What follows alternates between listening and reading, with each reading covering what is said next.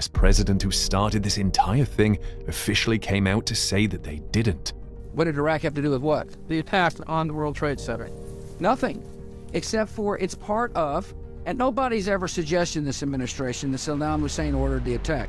Iraq was the lesson of September 11th is take threats before they fully materialize, Ken. Nobody's ever suggested. For the others who think the invasion was to stop Iraq from developing nuclear weapons and instruments of mass destruction, well, guess what? Iraq wasn't. The main reason we went into Iraq at the time was we thought he had weapons of mass destruction. It turns out he didn't, but he had the capacity to make weapons of mass destruction. The only possible reason was that perhaps the government wanted to gain control of Iraq's massive oil reserves. But is that really a good enough reason to start a war that decimated a region and left it perpetually in flux? What if there was some other reason for this? What if there was something the US government really wanted to achieve in Iraq? Well, leaked emails to Hillary Clinton, a woman who, in case you forgot, has spent most of her adult life in government and even ran for president twice, shows that the powers that be just might have had a reason to keep this discovery a secret. Now you can see here it says, this is from Denitra Senegar. That's who it's from. This is to Hillary Clinton. Important for context. And then it says, well, you can read it there. And you see what it says? I mean, requesting documents pertaining to the resurrection chamber of Gilgamesh, the location of his body, and the location of the buried Nephilim.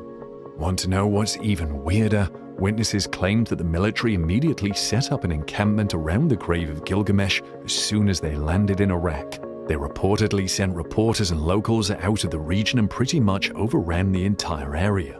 Some witnesses also claim that the military began excavating items from the site, moving them to an undisclosed location. And besides all this, reports of the discovery of Gilgamesh's grave were pretty much wiped off the internet. It was basically like this thing never existed.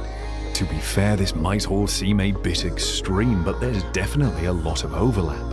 As for why the government might be interested in Gilgamesh and his grave, there's also a bit of a theory. Corey Good, an independent investigator and YouTuber, claimed that the government and other members of the global elite might be looking to carry out DNA tests on Gilgamesh's corpse, as well as the other corpses found in the tomb. In an episode of Cosmic Disclosure that has now been deleted, Good claimed that there are several stasis chambers around the world where these giants are pretty much kept. No one knows if governments around the world are using these chambers as a way of preserving the bodies for the purpose of conducting these tests, but it sure won't be out of the ordinary to find that out. Now, you might think that the discovery of Gilgamesh and his grave might be the only weird thing to come out of Iraq, but you'd be wrong. This region could contain secrets about the origins of mankind as well as how we came to be. In March 1853, a group of men led by French scientist Paul-Émile Botta discovered an interesting find while digging for treasures in Khorsabad, Iraq. They found the remains of what appeared to be a massive Assyrian palace and with it a trove of Sumerian cuneiform inscriptions. When translated, the inscriptions showed what archaeologists believed to be the oldest civilization in the world, a group of superhuman beings known as the Anunnaki.